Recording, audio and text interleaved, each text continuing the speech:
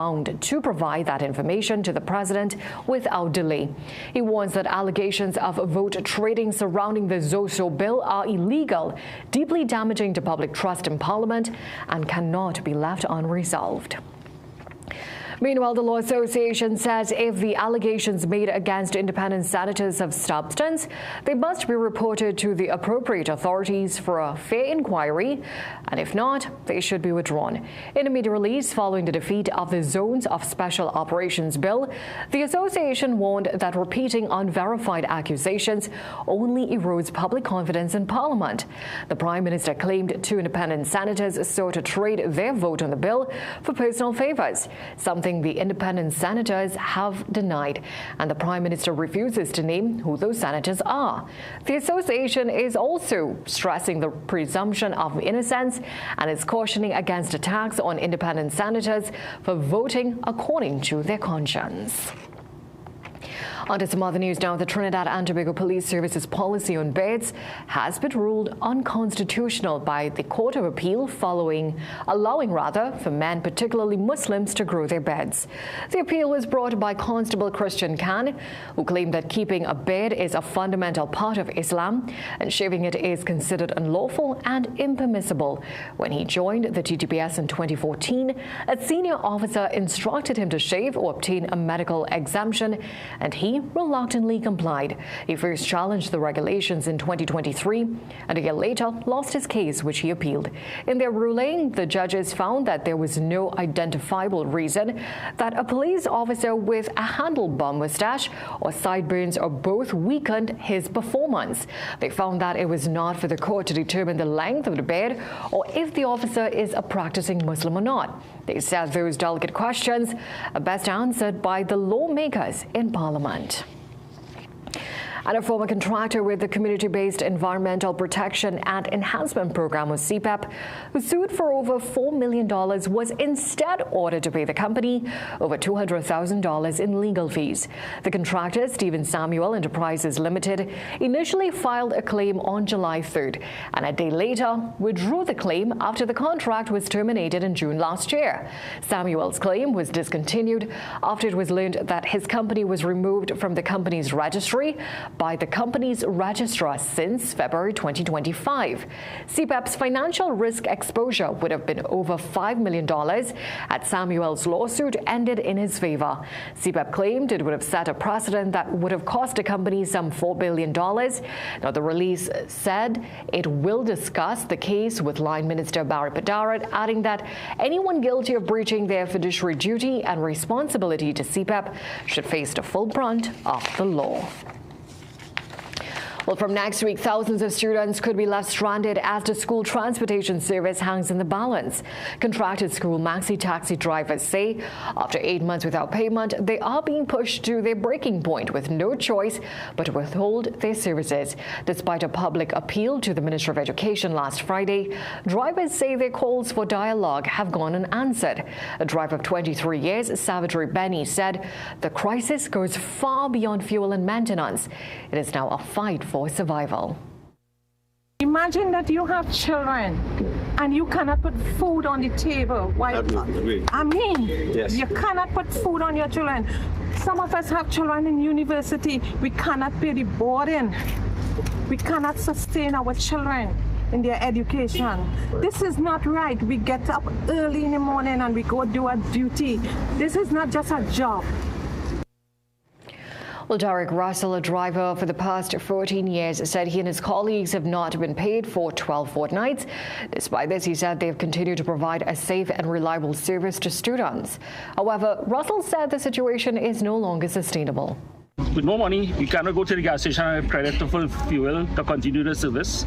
So it's obviously that the drivers and them would not be able to come out to work come Monday. We don't have money to continue the service, and that is the main thing. We don't have money to continue the service. So we would like somebody in authority to come and speak with us, please.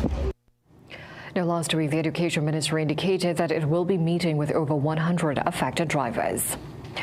The introduction of a new AI-powered online tutor for essay practice tests is expected to provide a more user-friendly experience for students. The platform, which was launched at the Education Ministry earlier today, was designed to provide step-by-step instructions to students on mathematics using a digital tutor. During his feature address, Education Minister Dr. Michael Dowlett said while the digital platform is expected to enhance work covered in the classroom, it was not a replacement for in-person teachers and class time. It strengthens the teacher's work. It complements that classroom instruction in a way that will support remedial work and reinforcement. Long ago we call it drill and practice. When the teacher taught you, would go home and you do your homework with your parents, and you will reinforce, visit those difficult topics. And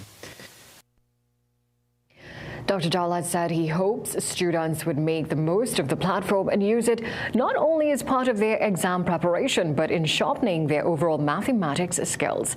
Let's take a short break. Sport news up ahead. Every day at the castle, long before we open our doors, our work begins. Our famous seasonings are mixed in advance. We select our fresh chicken parts and prep our delicious sides. Then we fire up the fryers and rotisserie oven. Everything is made with tasty local herbs, spices, and the same long-loved recipe since 1968. So, when you come in, remember that we uphold our culture and our taste. Just for you. We are your Royal Castle.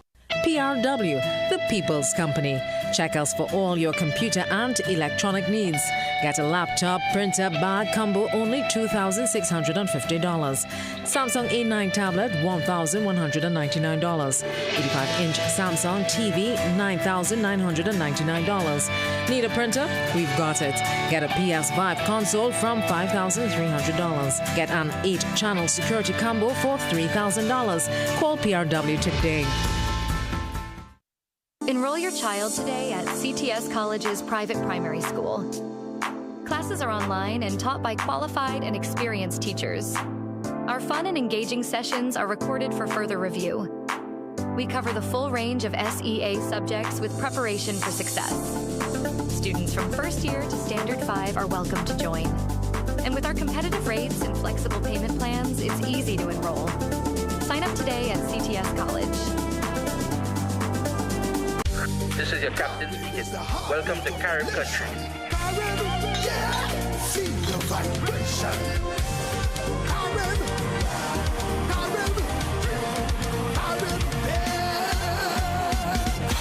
Feel Carib in me hand. I jumping in a band, no matter the weather. Hey, say we don't care. Just give me some soca and I call Carib. Carib, feel it.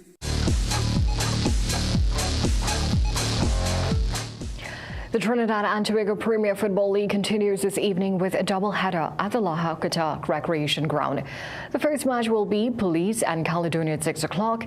In the second match, Central FC, fresh from Wednesday's 2-1 win over Jabalute, will come up against the Eagles team that got an extra week rest after their last match against Phoenix did not get off the ground. And West Indies batsman Shimron Hetmyer says the team has the talent but just needs to work on its execution.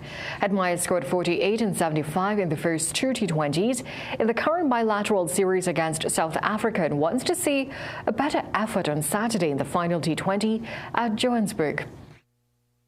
Like I said earlier, I just think it's all about execution for us really, because the guys know what they need to do.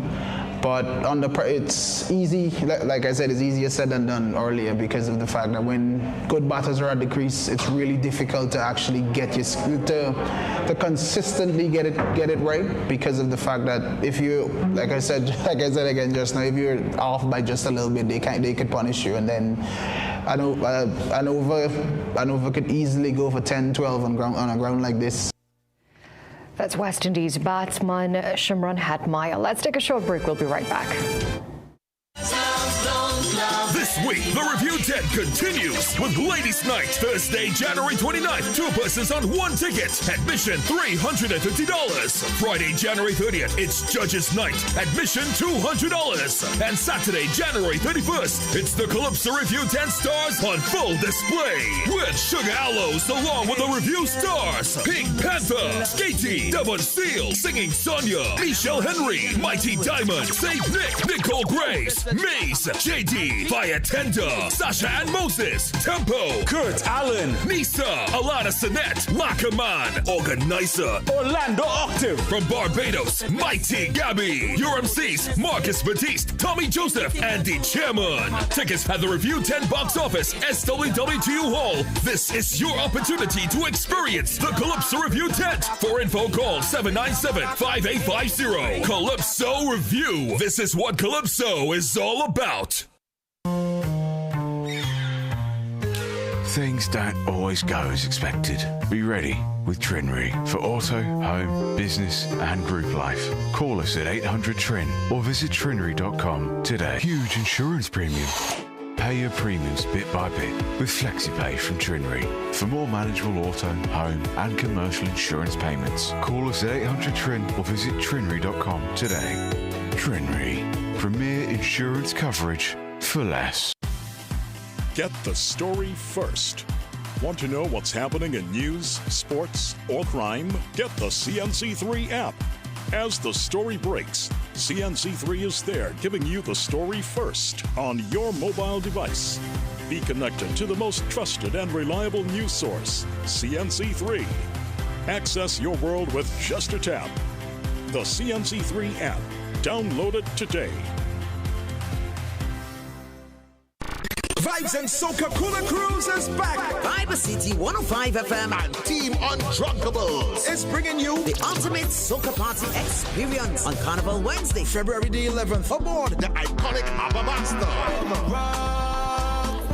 Boarding at 8 p.m. and sailing at 9 p.m. Tickets are just $250 and are available at all cashier outlets, Guardian Media offices, Port of Spain and South Park, and online at islandetickets.com.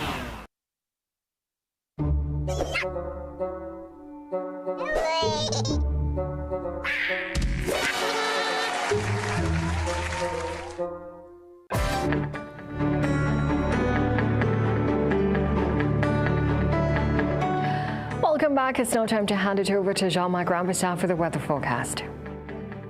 We had a cloudy start of the day with showers scattered over both islands, resulting in a wet commute for most on the nation's roads. The intensity and frequency of the rainfall have been gradually decreasing as the morning progressed, but we can still expect a few showers early this afternoon.